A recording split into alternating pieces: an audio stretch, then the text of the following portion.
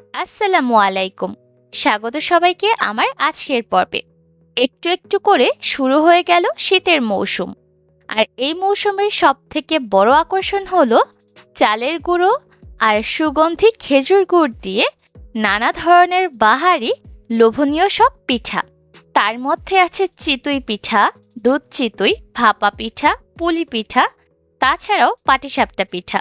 আর এই সব পিঠার রেসিপি আমি আমার চ্যানেলে আগেই দিয়েছি, তাই শীতের পিঠাপুলির আজকের পর্বে আমি আপনাদের তৈরি করে দেখাবো মজাদার দুধ পুলি পিঠার রেসিপি। আশা করছি বরাবরের মতো আমার আজকের রেসিপিটাও আপনাদের সকলের কাছে ভালো লাগবে। দুধ পুলি পিঠা তৈরি করার জন্য প্রথমেই পুর তৈরি করব। তার জন্য চুলায় একটা প্যান বসিয়ে দিয়েছি। এর মধ্যে নিয়েছি 1 চা চামচ ঘি, তার মধ্যে দিয়ে দিলাম 1/4 কাপ সুজি। এবার চুলার আঁচ মিডিয়াম লো হিটে রেখে সুজিগুলোকে ভেজে নিতে হবে। কোনোভাবেই চুলার আঁচ বাড়িয়ে দেওয়া যাবে না, তাহলে কিন্তু সুজিগুলো পুড়ে যেতে পারে।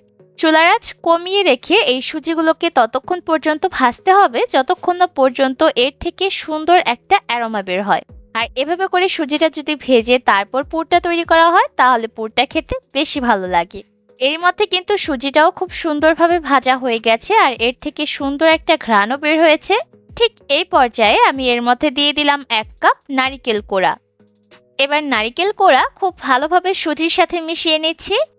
আর ভালোভাবে মিশিয়ে নেওয়া হয়ে গেলে এর মধ্যে দিয়ে দিলাম 1/2 কাপ পরিমাপে গুড়। আমি এখানে পাটালি গুড় ব্যবহার করেছি। সেই সাথে সামান্য একটু লবণ দিয়ে দিলাম স্বাদটাকে ব্যালেন্স করার জন্য।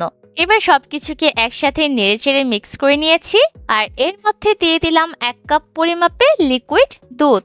দুধ দিয়ে দেওয়া হয়ে গেলে সবকিছুকে একসাথে ভালোভাবে মিশিয়ে নিচ্ছি। আর এই দুধ দেওয়ার কারণে সুজিটা কিন্তু খুব ভালোভাবে সিদ্ধ হওয়ার সুযোগ পাবে। এই পর্যায়ে চুলার আঁচ মিডিয়াম হিটে রেখেছি। এবার সবকিছুকে অনবরত নেড়েচেড়ে রান্না করতে হবে। অবশ্যই অনবরত নেড়েচেড়ে এই পুরটাকে রান্না করতে হবে, তা না হলে কিন্তু হাঁড়ির তলানিতে ধরে যেতে পারে। আর এভাবে করে নেড়েচেড়ে রান্না করতে করতেই দেখবেন পুরটা অনেকটা ঘন হতে শুরু করেছে। আর তখন এই পুরটাকে আরো ঘন ঘন নেড়েচেড়ে তারপর রান্না করতে হবে, তা না হলে কিন্তু পুরটা পুড়ে যেতে পারে। সেক্ষেত্রে কিন্তু পিঠাগুলো খেতে তেমন একটা ভালো লাগবে না। এর মধ্যে কিন্তু পুরটা রান্না করা হয়ে গেছে আর এটা কিন্তু এই পর্যায়ে অনেকটা আঠালো হয়ে এসেছে আর প্যানের গা থেকে উঠে আসছে। ঠিক এই পর্যায়ে বুঝতে হবে পুরটা একদম রেডি। এবার এই পুরটাকে আমি চুলা থেকে নামিয়ে নিয়েছি আর ঠান্ডা হয়ে যাওয়া পর্যন্ত অপেক্ষা করব। আজকে দুধ পুলি পিঠা তৈরি করার জন্য আমি এখানে ব্যবহার করেছি চালের গুঁড়ার কাই। কিভাবে খুব সহজে চালের গুঁড়ার কাই তৈরি করবেন তার একটা ভিডিও কিন্তু আমার চ্যানেলে অলরেডি আপলোড করা আছে। আমি ডেসক্রিপশন বক্সে লিংক দিয়ে রাখবো, আপনারা চাইলে দেখে নিতে পারবেন। এখান থেকে অর্ধেকটা চালের গুঁড়ার কাই আমি নিয়ে নিয়েছি আর বাকি অর্ধেকটাকে আবারও ঢাকনা দিয়ে ঢেকে রেখেছি। এবার এই কাইটাকে গোল বলের মতো করে তারপর চ্যাপটা করে নিয়েছি। তারপর চারিদিকে আমি শুকনা চালের গুঁড়া ছড়িয়ে দিয়ে এই বলটাকে এবার রুটি বেলে নিতে হবে। এই পুলি পিঠাগুলোকে তৈরি করার জন্য রুটিটাকে খুব বেশি পাতলা করার প্রয়োজন নেই। আমরা সাধারণত যেভাবে রুটি বেলে থাকি তেমনটা পাতলা করে এই রুটিটাকে বেলে নিতে হবে। আর এর মধ্যে কিন্তু রুটিটা পাতলা করে বেলে নেওয়া হয়ে গেছে। এবার একটা গ্লাসের সাহায্যে আমি এই রুটিটাকে কেটে নিচ্ছি।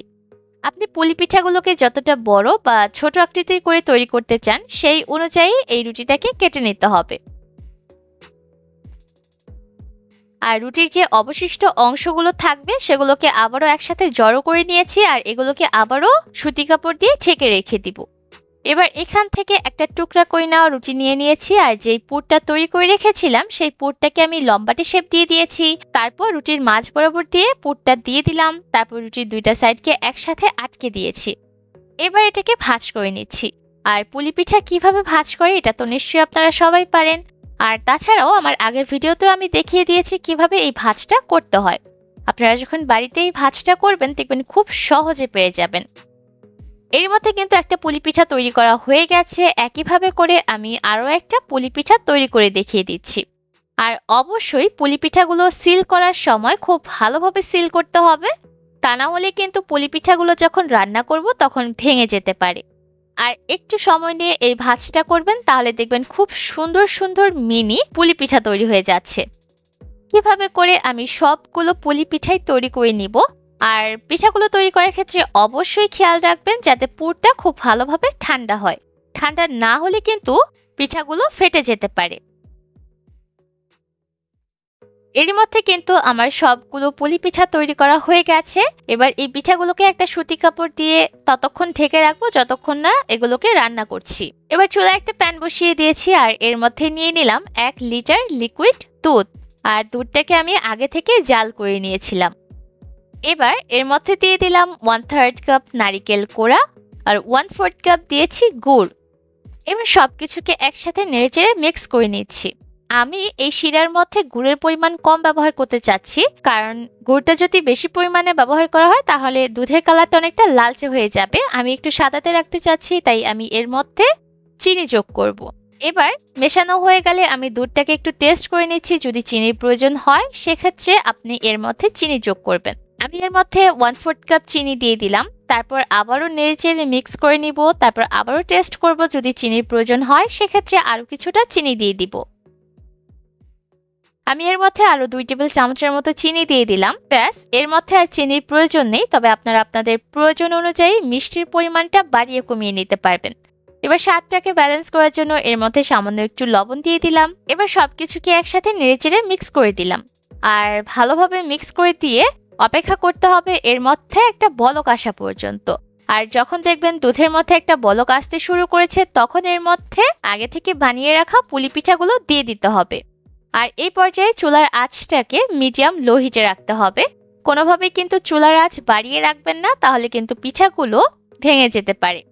চুলার আঁচ মিডিয়াম লো হিটে রেখে এবার এই দুধটাকে জাল করতে হবে যতক্ষণ না পর্যন্ত এটা একটু ঘন হয়ে আসে। আর দুধ ঘন হতে হতেই দেখবেন পিঠাগুলো খুব ভালোভাবে সিদ্ধ হয়ে দুধের উপর ভেসে উঠবে।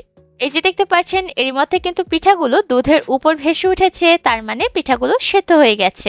এবার ততক্ষণ পর্যন্ত অপেক্ষা করতে হবে যতক্ষণ না পর্যন্ত দুধটা ভালোভাবে ঘন হয়ে আসে। আর কোনোভাবে চুলার আঁচ কিন্তু এই পর্যায়ে বাড়িয়ে দিবেন না। চুলার আঁচ মিডিয়াম লো হিটে রেখে 3 থেকে 4 মিনিটের মতো রান্না করলেই দেখবেন দুধটা ঘন হয়ে যাবে।